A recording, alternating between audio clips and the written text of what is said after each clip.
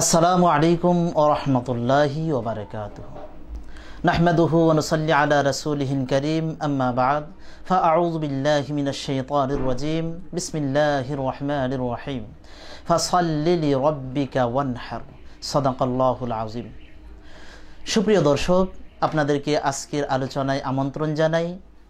আজকের আলোচনার বিষয় হলো কোরবানি কি ও কেন। সুপ্রিয় দর্শক, আমরা সর্বপ্রথম বুঝব কোরবানি কাকে বলে। কোরবানি শব্দটার আবিধানিক অর্থ হলো যে বস্তু এর মাধ্যমে কোনো মানুষের নৈকট্য লাভ করার যায় সেটাকেই কোরবানি বলা হয়।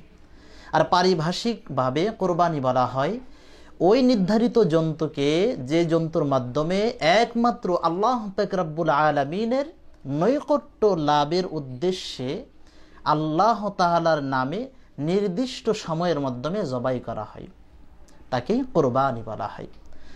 এটার রেফারেন্স অনুযায়ী আমরা দেখতে পারি, কিতাবের নাম হলো আল মাজমাউল আনহার 2 নম্বর খণ্ডের 297 নম্বর পৃষ্ঠা।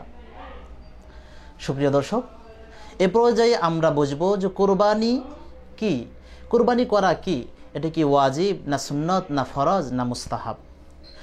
আমাদের এই জামানায় বর্তমান মিডিয়াতে যারা নাকি আহলে হাদিস নামে দাবি করে তারা বলতে চাচ্ছে যে কোরবানি করা সুন্নতে মুআক্কাদা।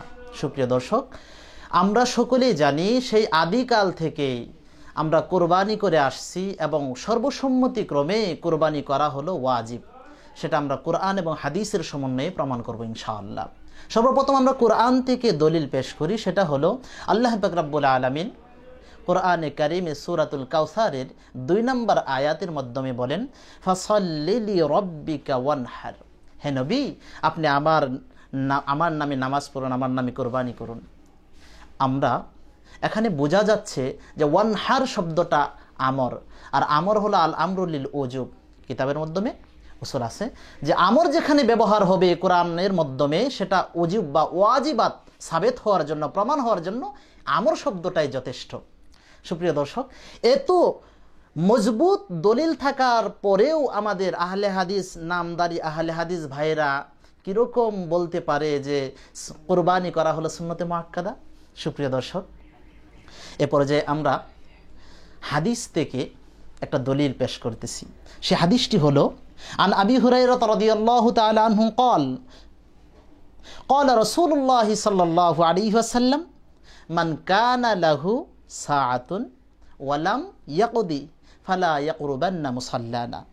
সুপ্রিয় দর্শক, এই হাদিসটি পাওয়া যাবে ইবনে মাজাহ শরীফে, হাদিস নাম্বার হলো 3160। সুপ্রিয় দর্শক, এই হাদিসের মাধ্যমে আল্লাহ রাসূল জনাবে মুহাম্মদ রাসূলুল্লাহ সাল্লাল্লাহু আলাইহি ওয়াসাল্লাম বলছেন যে মান কানা লাহু সাআতুন, যে ব্যক্তি কোরবানি করার মতো সামর্থ্য রাখে সে যদি কোরবানি না করে তাহলে ফালা ইয়াকরুবান্না মুসাল্লানা, সে যেন আমাদের ঈদগাহের মাধ্যমে না আসে, নামাজের জায়গার মাধ্যমে না আসে। সুপ্রিয় দর্শক, আমরা বুঝতে পেরেছি এই ইবনে মাজাহ শরীফের হাদিসের মাধ্যমে যে এখানে আল্লাহর রাসূল জনাবে মুহাম্মদ রাসূলুল্লাহ সাল্লাল্লাহু আলাইহি ওয়াসাল্লাম ধমক দিয়ে বলেছেন, আর আল্লাহর রাসূলের ধমকই যথেষ্ট একটা মানুষ ধ্বংস হওয়ার জন্য। এখানে ধমক দেওয়ার কারণ হলো যে আল্লাহর রাসূল যারা কোরবানি করার যোগ্যতা রাখে, সামর্থ্য রাখে, তারপরে কোরবানি দিবে না, আল্লাহর রাসূল ধমক দিয়েছেন। এটাই প্রমাণ হয় যে কোরবানি করা ওয়াজিব। সুপ্রিয় শ্রোতা, 2 নম্বর হাদিস দিয়ে আমি প্রমাণ দিচ্ছি যে কোরবানি করা ওয়াজিব। সেটি হলো عن ابن عمر رضي الله تعالى عنهم قال أقام رسول الله صلى الله عليه وسلم أقام رسول الله صلى الله عليه وسلم بالمدينة 10 سنين يضحي رواه الترمذي। সুপ্রিয় দর্শক, এই হাদিসটি তিরমিজি শরীফের মাধ্যমে আছে। ওয়াকাল হাযা হাদিসুন হাসানুন, বলছেন কি হাদিসটি হলো হাসান। হাদিস নাম্বার হলো 1560 নম্বর হাদিস। এই হাদিসটি আপনি মুসনাদে আহমদের মাধ্যমে পাবেন। হাদিস মুসনাদে আহমদের 2য় নম্বর খণ্ডের 389 নম্বর পৃষ্ঠার মাধ্যমে এই হাদিসটি পাবেন। তাহলে বন্ধু, আমরা কি বুঝতে পেরেছি?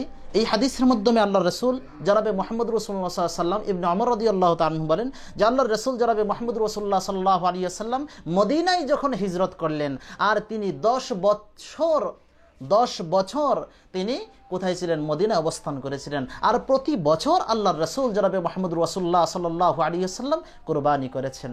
এই হাদিসের মাধ্যমে বোঝা যায় যে আল্লাহর রাসূল যেখানে আমলের মাধ্যমে মুআযাবাত পাওয়া গিয়েছে, দায়মান তিনি করেছেন, এটা তরক করে নাই। এবং অন্য যে প্রথম হাদিসটা আমরা পেশ করেছি ওই হাদিসের মাধ্যমে ধমক দিয়েছেন, এর সমষ্টিগত এর আলোচনায় রিসার্চ করে বোঝা যায় যে কোরবানি করা ওয়াজিব।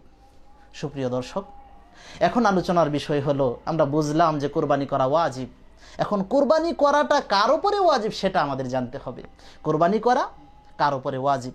সুপ্রিয় দর্শক, কোরবানি করা কার উপরে ওয়াজিব এই বিষয়টা বুঝতে হলে জিলহজ মাসের 10 তারিখ ফজর বা ফজর থেকে শুরু করে 12 তারিখ সূর্য অস্ত পর্যন্ত এই সময়ের মাধ্যমে যদি কারোর কাছে কারোর নিকটে মালিকে নেসাব পরিমাণ সম্পদ আপনার কাছে থাকে বা যার কাছে থাকবে তার উপরে কোরবানি করা ওয়াজিব।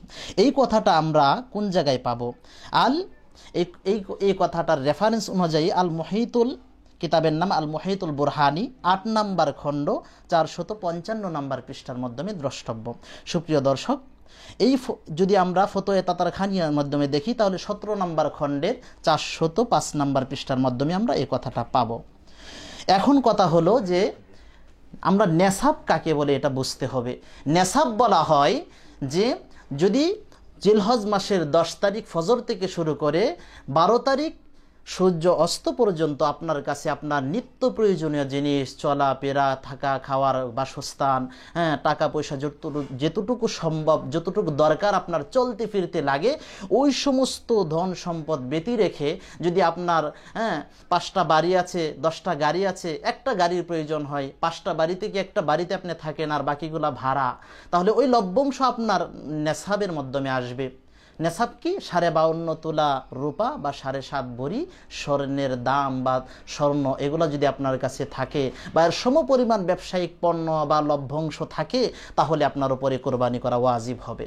সুপ্রিয় দর্শক, এ পর্যায়ে আলোচনার বিষয় হলো যে আচ্ছা নেসাবের সময় কতটুকু? এটা কি সারা বছর থাকতে হবে এই মালটা আপনার কাছে, না শুধু 10 জিলহজ থেকে ফজর থেকে শুরু করে 12 জিলহজ সূর্য অস্ত পর্যন্ত থাকলেই হবে? সুপ্রিয় দর্শক, কিতাবের মাধ্যমে লিখতেছে যে এটা সময় হলো শুধু 10 জিলহজ ফজর থেকে শুরু করে 12 জিলহজ সূর্য অস্ত পর্যন্ত যদি আপনার কাছে এই মালিকের নেসাবের যতটুকু সম্পদের প্রয়োজন, মালের প্রয়োজন, ততটুকু সোনা দানার প্রয়োজন যদি থাকে তাহলে আপনার উপরে কোরবানি করা ওয়াজিব হবে।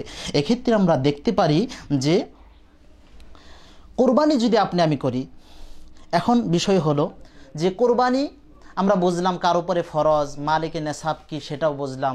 এখন আমার প্রশ্ন হলো যে নাবালেগ সন্তান এর কোরবানি কিভাবে হবে?